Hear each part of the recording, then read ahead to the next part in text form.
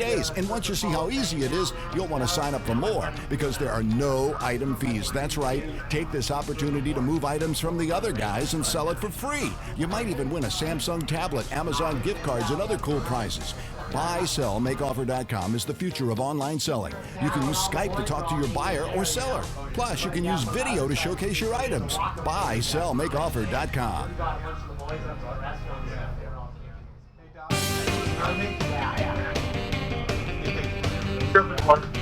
Surf's up. It's time for the Surf City Beach Report with Huntington Henry.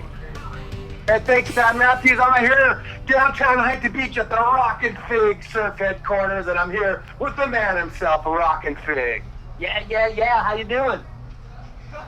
Hey, I want to tell you guys the weather is just absolutely awesome down here at the beach. We're in the upper 70s. It's about like 80 degrees one block inland here at Rockin Fig Surf Headquarters. And we're located right on Main Street. You got to come down here. Rockin Fig is the man to sell you a surfboard. And how the weather's looking out there, Fig? Well, did a little surf check. It's looking about 2 to 3 foot out there. Kind of a little texture on the water, south swell kind of going. Looking okay. I mean, not super great, but not bogus either. They have the U.S.Open surf contest on the south side of the pier, and the finals are going to be Sunday, 12:35 to about 1:10, I believe. Yeah, don't get down here late because it's all going to be wrapped up. But the fixer himself did the Surfing Hall of Fame surf induction today, and Doug did Don Davis, who's been surfing out here about 50 years. C.J. Hobgood, 2001 world champ. He was stoked to get in. And Gordon Grubby Clark, who was the guy that invented surf blanks. And if it wasn't for him, we'd still be riding wooden surfboards. So, Henry, you wouldn't be doing any big airs without him. I don't do any big airs lately anyway, but thanks, Big. Hey, the weather is pretty good down here. We have sunny skies, a few high clouds, the humidity's up a little bit, and we're looking good for the weekend. Water temperatures upper 60s to 70-degree water temperatures. The Ventura County line area 1 to 3. South Bay area, very small. Now, Venice, I saw on the news yesterday, a lifeguard was attacked. Oh, my God. Are we in the end times when they start attacking lifeguards? But I'm not laughing about that, by the way. Here at Huntington Beach, like yes, I said, Big said 2 to 3 feet. Excuse me, what? I said, yes, you are. Okay, I'm sorry. I take the laugh back. No, don't attack our lifeguards. They're here to save your life. So don't even do that, okay? Not cool at all. And what else was I going to say? You got to come down to Fig's shop. He's got all the stuff here, one-stop shop. He's got leashes. He's got surfboards. I'm going to go head down to the beach and show you some clips of the beach, of the surf contest a little bit. This is going on my YouTube channel, Henry's Surf Showcase. All small letters, all one word. Henry's Surf Showcase on YouTube. And say goodbye for now, Fig. Yo, and I just got to say this. Henry's got to be nice to lifeguards because he's never drowning out there. He's looking for a little mouth-to-mouth resuscitation, and hopefully it's a girl instead of a guy. Hey, and there was a shark attack yesterday in Australia. The shark took a piece out of the guy, but I thought I'd report that to you, too. And that's the latest from the Rockin Fig Surf Headquarters right here on Main Street, 2 blocks up from the beach in Surf City, Huntington Beach. Back to you, Di Rice and Poorman at the KCAA Radio Studios. Thank you, Henry. Yeah. Hey, no shark sightings down here. That's the good news for at least the last couple days.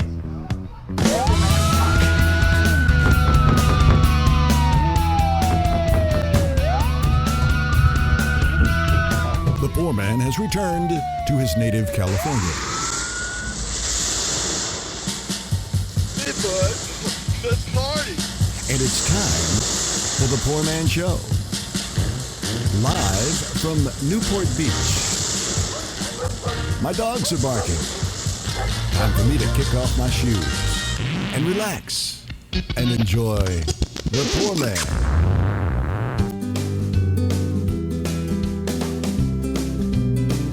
Is Jesse with us? Should we take a break and be back with him? Yeah, Why don't we do that? Yeah, he hasn't called in yet. Okay, so we're waiting to hear. Jesse James is going to be my guest today. Of course, the legendary chopper dude. He's had, Discovery Channel shows. Let's see. He's also been on Spike TV, ex-husband of Sandra Bullock, and I guess also a fan of mine when he was growing up. He actually listened to me on the radio. That's how this whole thing happened. So he's supposed to call in any minute now. He said they're doing a background check on him with the FBI.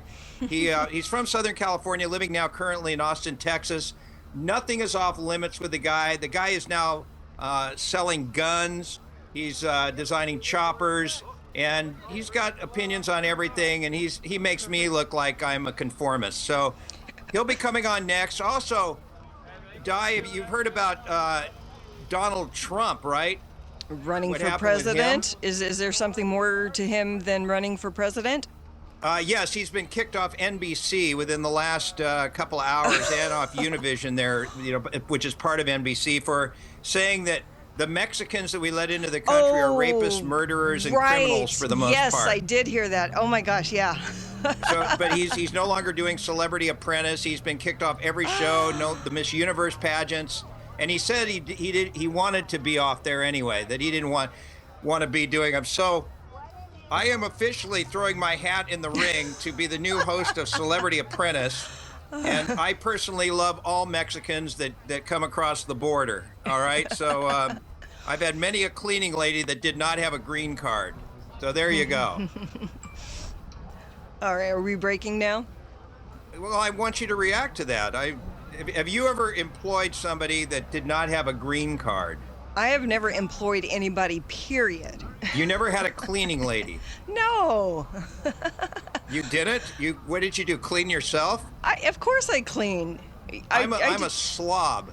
Well, you probably need one then. I'm probably pickier than any cleaning lady that I could actually have. So yes. Yeah, I'm too picky.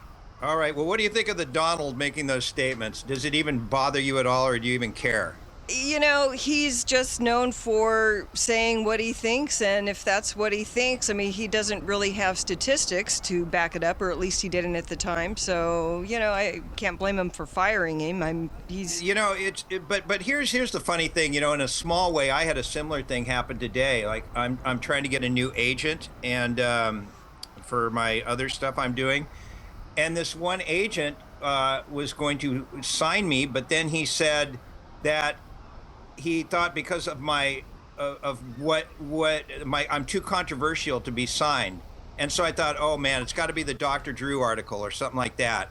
And anyway, to make a long story short, you know why he won't sign me? Why? Because I do the show Poor Man's Bikini Beach. Oh, really? And he got a Facebook message.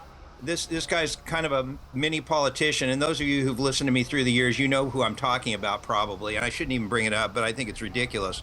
And they said, they mentioned something about his political career, and then they said afterwards, and also the fact you represented that guy Poorman, who did that horrible Poor Man's Bikini Beach show, that's awful. And so that's why he wouldn't sign me. And I said, well, excuse me. In Africa, Sony is actually syndicating our show and licensing it. So the Sony Corporation is doing it. And wow. Caesar is saying in a text, my green card expired at one point. So we still don't have Jesse James. No, we do. Yet, we do have Jesse. He's on the line right now. Oh, he is? Okay, let's take a quick break and we'll be back with Jesse James, the immortal, legendary Jesse James, joining the Poor Man. Can't wait to talk to him right after this. Have a question or a comment? Then you can send a tweet to the Poor Man via Twitter. @PoorMan1 is his Twitter account. That's @PoorMan1. So send your tweets or follow the Poor Man @PoorMan1 on Twitter. Are you starting a business, incorporating, or forming an LLC? Do you have a business but need legal review of contracts or have other legal needs? If so, then please contact attorney Michael Brown. Michael has over 20 years' experience advising small and medium businesses to be successful and avoid costly litigation.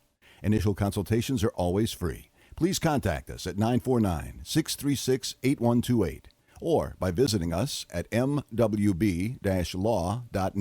When I say Wave Tools, you think surfboards, right? But not just any surfboards. We're talking boards that just work better. Since Lance Collins polished off his first surfboard in 1969, Wave Tools has been cranking out the best boards money can buy for all of SoCal and beyond. Come check out what a real surf shop is all about. Real surfers hanging out any time of day at Wave Tools Surfboards. Customize that new board with a look that screams you. Wave Tools Surfboard in Costa Mesa. Go to wavetoolssurf.com or call 949-631-0887. The crew is ready to assist you. 949-631-0887. If you'd like to talk to the poor man, give him a call at 888-909-1050. That's 888-909-1050. More of the poor man coming up. Hello. How are you? Hello. What? They won't give you frozen yogurt? He's got his radio show. We're on the radio, Giggle. Now, what is it? They're so mean. They're so mean. No, what are you talking Giggle's on the radio. No frozen yogurt. They're mean. Bye. He wants frozen yogurt. And especially, but like are you a bumblebee? You've got like little wings. We're butterflies/fairies. So that's what? Fairies. Fairies, I see. And are you gay yourself? No, not currently. You're heterosexual. So far. Right, and so, but you're here to support, right? Yes. And what about you? I'm bisexual.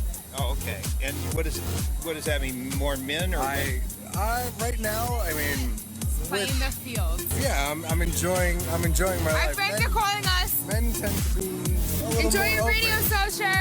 Okay, maybe we were just getting into it. We enjoy ourselves. The lats encounter male or female? Both. At the same time? Yeah, why not? There you go. Okay, good deal. What a lead into Jesse James. Yesterday I was at the New York Gay Pride Parade getting some sound. Are you there, Jesse? Yeah, I'm here. It's always fun to interview people at a Gay Pride Parade. It's very colorful. Oh, yeah. Hey, it's an honor to have you on the show, my friend.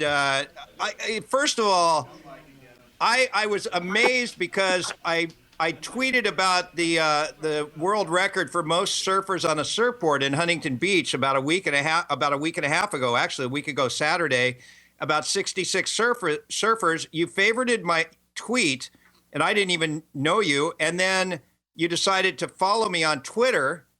And I'm going, my God, I can't believe Jesse James would even acknowledge the poor man. And then you said you'd be on my show. We start talking today, and you got to tell the story about how you know me. I mean, it just blew me away. Well, I think, growing up, I was born in Linwood and grew up in, Southgate, North Long Beach. So, I like KROQ and KNAC and, all those, the Surf Report and all. You on the radio there, it's a big part of my life growing up,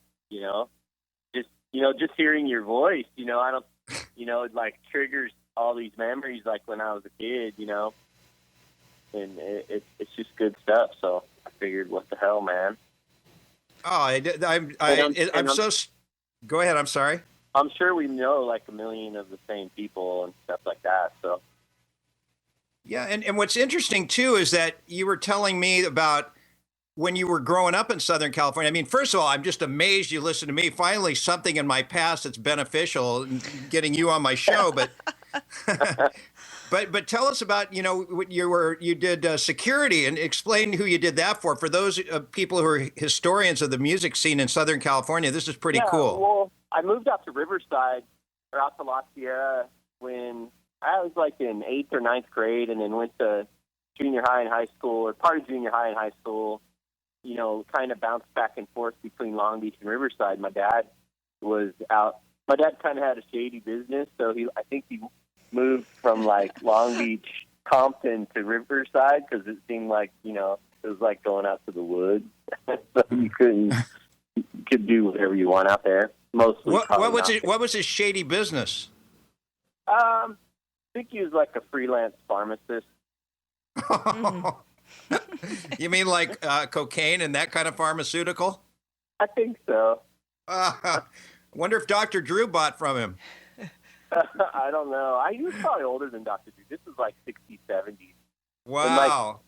And it's pretty funny. His business partner all through the late 60s and 70s and early 80s was was Barry from Storage Wars, and he's like my godfather. So it's like not a pretty, I was, a kid, Southern California kid, but like if you look back on it, it seems like a pretty crazy upbringing. So, so I was a big kid in high school, and so I started doing, security.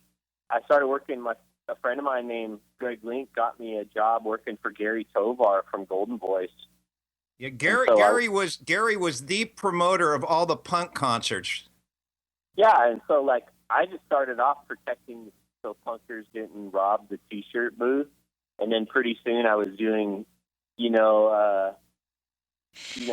security at the shows. Like I did in Riverside, I did like the Deanza Theater shows, which are some of the craziest like punk shows because it was like the only place to see shows. Like the first time Slayer played in Riverside, we did the Deanza Theater, and it's a 900 seat capacity, and I remember I tickered the door for Gary with a little clicker, and it was 2,200 people inside the theater.